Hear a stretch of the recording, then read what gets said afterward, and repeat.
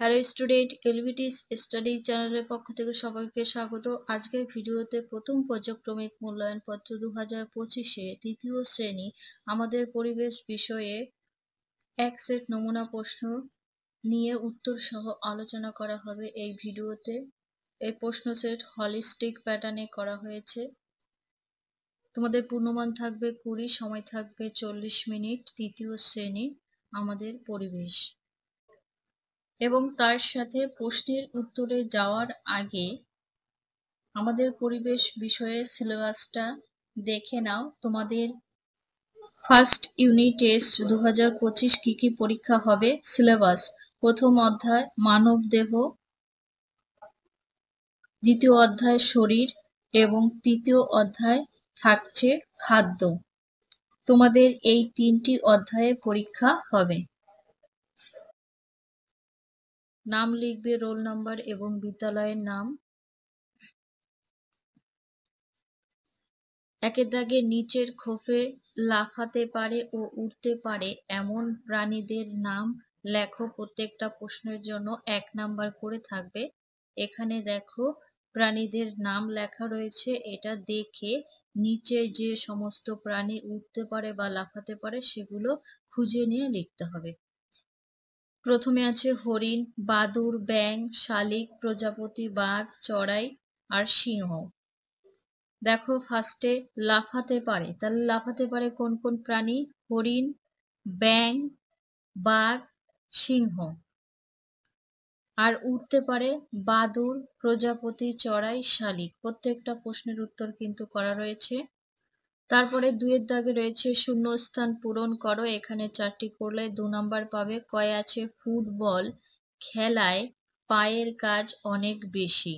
ক্ষয়ে ঘাস খেলে মানুষের হজম হবে না। গয়ে আছে পেঁয়াজ হলো গাছের কাণ্ড। ঘয়ে নিম পাতা খোস পাচড়া হতে দেয় না। 3 দাগে একটি বাক্যে উত্তর লেখো। এখানে কিন্তু 4 নাম্বার থাকবে। কয়ে কি রয়েছে? কথা বলার সময় শরীরে কোন অঙ্গ কাজ করে? কথা বলার সময় শরীরে মুখ, জিভ, ঠোঁট অঙ্গ কাজ করে। এখানে তোমরা শুধুমাত্র জিভ লিখলেও হবে। তারপরে গয়ে মাটির নিচে এমন একটি আনাজের নাম লেখো। মাটির নিচে এমন একটি আনাজ হলো আলু, ওল, গাজর, মূলো, অনেক কিছু আছে। গয়ে কোন ফলে জলের ভাগ বেশি থাকে? ডাবে জলের ভাগ বেশি থাকে। ঘয়ে প্রাণীর থেকে আমরা যেসব খাবার পাই তাদের কি খাদ্য বলা হয়?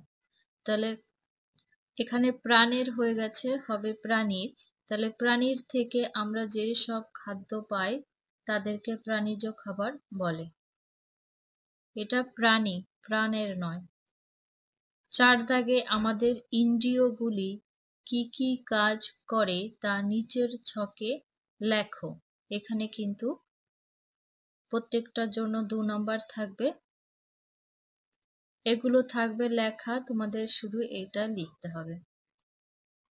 ইন্দ্রিয়ের নাম, ইন্দ্রিয়ের কাজ, কি কি কাজ করে? চোখ, চোখ কি কাজ করে? দেখতে পারা, চোখ দিয়ে আমরা দেখতে পাই, দেখে কাউকে চিনতে পাই ইত্যাদি। কানে শব্দ শুনতে পাই, শব্দ শুনে বুঝতে পারি কে ডাকছে বা কিসের শব্দ সেটা। 3 নম্বরে নাক, তাহলে কি হবে? শ্বাস নেওয়া ও ছাড়া। গন্ধ শুকে বলে দেওয়া যে কোনটি কি জিনিস এবং সেই গন্ধটা ভালো না খারাপ তার একটা তফাৎ বুঝতে পারা। 4 রয়েছে জিভ, খাবারের স্বাদ নেওয়া এবং নানা রকম স্বাদের তফাৎ বুঝতে পারা এবং কথা বলার সাহায্য করে জিভে। 5 দাগে নিচের ছকে দেওয়া প্রাণীগুলির সঙ্গে মিল বেশি আছে এমন একটি প্রাণীর নাম লেখো। এখানে কিন্তু 2 নাম্বার থাকবে। এই ছকটিতে যে প্রাণীগুলোর নাম রয়েছে এরকম একই ধরনের মিল থাকবে, সেরকম নিচে প্রাণীদের নাম লিখতে হবে। দেখো তাহলে ছাগল কি?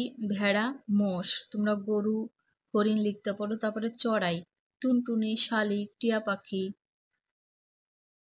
আমি একটা করে বেশি বলছি। টিকটিকি দেখো গোসাপ, গিরগিটি।